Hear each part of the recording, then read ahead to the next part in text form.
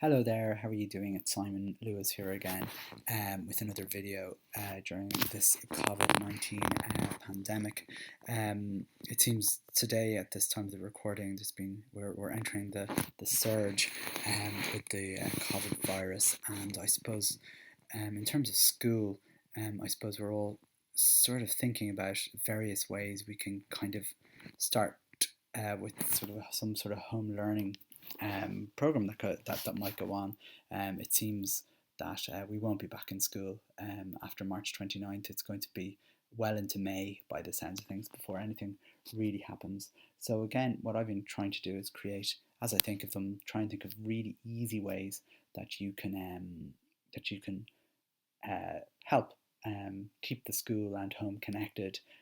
This video here is aimed at principals in particular, and it's about the use of video um, to keep connected to your school community, whether that's your staff, parents, families, and even the pupils.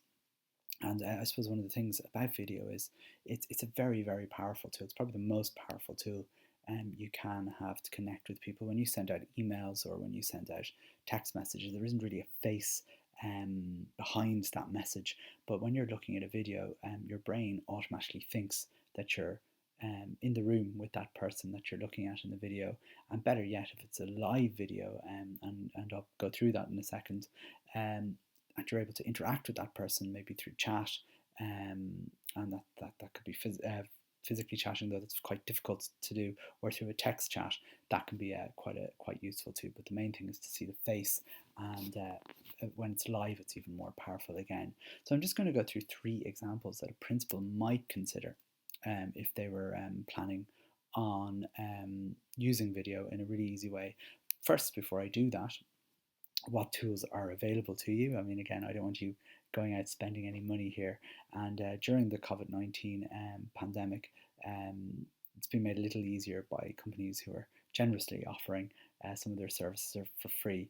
But I am focusing on 3 particular services that are always free, even outside of this. So it might be useful to you then. The 2 that I'm going to talk about very quickly are Facebook Live and YouTube Live. Both of those are come free, I guess, or come with Facebook and YouTube. They are very public, so basically you've no control over who's really watching your video. So while you might be aiming your live Facebook feed to your school community, anybody can tune in to that. Similarly with the YouTube Live, anyone can tune into that if they have the link to the feed. So while it's fine and it's really simple, you may get people that you don't want viewing your Facebook feed. I don't know who you wouldn't want, and I don't know anyone who would want to view a Facebook feed from a principal of a school. But anyway, they are that's just the disadvantage of those. The advantage, obviously, is that they're simple and very straightforward to use. However, the tool that we're going to be using in my school is called Zoom. And Zoom has been around for a long time. Probably no one had heard of it before this virus struck, because it's probably the most utilized live video conferencing app around at the moment, and it works on any computer using any browser. So you can go along and find that. I'll paste the link below this video so you can find out how to set up. But effectively, during the COVID virus, it's free to use for as long as you want. Any video conference to be outside of that time, 40 minutes max per video conference. Now, as a school principal, I don't think you're going to be doing a 40-minute anything in this. In fact, I would imagine 20 minutes is more than enough for any video conference that I'm going to be suggesting in this video. So that's just a little bit about the tools that you can use, and again, I'll paste the links underneath, and they're so simple to set up. The thing with Zoom, just to go on a little bit with it, the advantage I would see over anything else really is that you get to invite whoever you want to it. Basically, every meeting has a unique link, and you can send that link to your school community to join. They just click on the link at the right time, and then they can join in the meeting. So basically, you would send an email via your app. Let's say you're using Aladdin, or maybe you're using Google Classroom, or maybe you're just using email. You can send the link to the meeting with the time that you intend to be there, and you just show up at that time, and hopefully people will show up and listen to you or watch you. I suppose the worst thing is that people won't show up. Anyway, let's get on to the three ideas I have for you. I think it's really important to try and mirror some of what's happening in school already. And one of the things the principal does every week in many schools is a weekly assembly where all the school community come together, all the children come together, and we celebrate the successes of the week. And I think there's no harm in trying to recreate that as a video conference. So the principal is sitting probably in their home, and hopefully what they'll have done is they'll have asked their staff, they'll have asked the families to email them or send them different little stories about what's been happening during the week. Little successes. So it could be a teacher might say, well, such and such a child completed all the mathletics challenges for the week. Some schools do student of the week. They might continue that. That might be difficult to do. I'm not sure. You'd have to have whole school buy-in. Other ideas would be, sharing any successes parents will have sent in or families will have sent in of their children. So, for example, they might have completed a project and they want to show you, or they may have gone on a journey, on a I don't know, on a walk in a forest, and they might have found something interesting, taken some photos of that. So it's a nice way to share any kind of little successes, because at this time, particularly during this time, um, positivity is really, really important, and sharing that positivity with the school community and them seeing the children seeing their principal talking about that is more important than we probably think. And I mean, as well as that, I mean, I suppose it's another way to share any news from the school, what's going to be happening next week. And it's just a weekly check-in with everybody, making sure that everybody's okay, making sure that you pass the message on. Look, if anybody needs anything, this is how you find us, and this is, those kind of things. So it's important, I think, if that was done once a week by a principal to their school community, I think it would be a very worthwhile thing to do. So that's idea number one. Idea number two is a more interactive kind of idea, and it's a kind of a live Q&A for families, more or less. And I'm not saying, the parent families would ask, why is the teacher not doing this? Why is it, we want to stay away from that. It's more a Q&A based on this new way of learning, I suppose, that we're trying to do, this home learning kind of thing.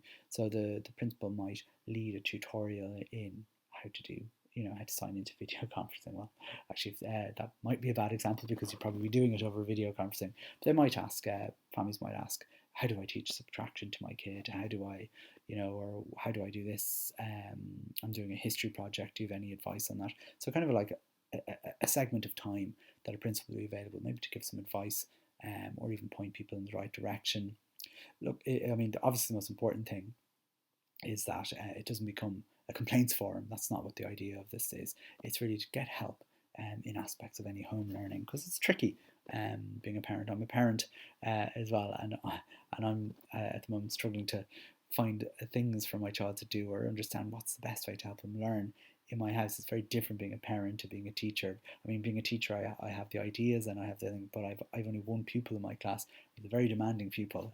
He's not that demanding, but it's kind of hard to kind of think, okay, how do we structure a day?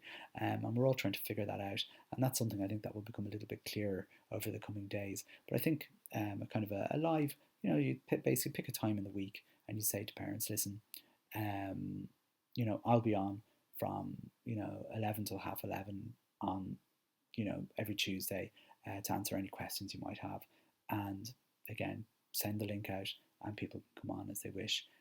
That's one way of doing video as well, again the human connection from the video.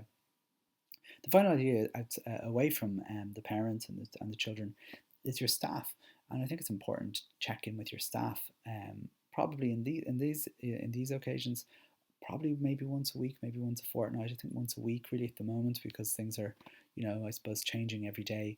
And really it would be a virtual staff meeting. So effectively you set up your Zoom for a video conference, and you invite the staff to come along at a particular time of the week. I think Fridays are a nice time just to kind of reflect on the week that's gone on, what kind of learning, what went well, what could be improved on for next week, what changes we make to our home learning, any kind of information around what's going on, at the higher levels, if the government have, updated anything, any kind of news that's going on. It's a good way for staff to get together for that. And again, it should mirror kind of a staff meeting in many ways. People could put items forward to talk about, and I think that's quite important too, and give people the floor in terms of speaking. And I mean, look, it should be like a staff meeting really, except rather than being in the same room as each other, you'll all be in separate rooms in your own houses, but still the meeting can go on, and it should work quite well. I think the main thing about these kind of things though is all of them, no matter what they are, should be optional at the moment. I think there's no point in putting added pressure on people at this time. People may get sick, and we know that. At the moment, we're in the very early stages of the pandemic, and the likelihood is that some of our staff members, some of our families will become ill, and we have to understand that. We have to keep ourselves well and our well-being well, and to expect people to show up at a particular time every week, as much as we'd like them to do that, it's not. I think we have to think. We have to think differently in this at this time. I hope I'm not lecturing here or anything like that, but that's just my opinion. We can keep these ideas, this sort of ideas, these ideas as I suppose suggestions or guidelines for people. I think if we start forcing staff to be in a certain place at a certain time, particularly when they have family, they may be looking after family who are sick. It could be quite stressful. So I mean, that's just my tuppence worth. I mean, obviously that's just how I'll be probably running things. I haven't quite decided how many of these things I'll be doing myself. I'm definitely doing the assembly every Friday at the moment. I did what my first one, although it wasn't Friday, on St. Patrick's Day, just to check in on everyone on the day that was in it. But I'll be having my first assembly tomorrow, and I'm actually going to do it on Facebook Live. This time, the first time, but after that I'll be using Zoom. I just hadn't really discovered Zoom until late this week, and it would be too late to actually get people to use Zoom. But I'll be telling people that on my Facebook Live account tomorrow. Look, I'm going on and on. I suppose these videos are supposed to be short and simple. I hope it's useful.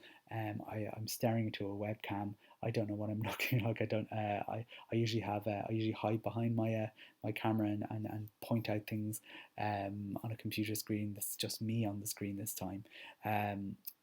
There's some ideas. I'm sure you have much better ideas than I have. But as I said, it's an easy way to connect. Video is very powerful. At these times, we've just got to use the tools that we have. And listen, that's that for this time, and I'll be back. I think what I'm going to try and do is focus on things like simple tools to help with home learning if you have nothing. So starting from scratch, basically. So until then, I will talk to you, and best of luck out there. Hope you're keeping well.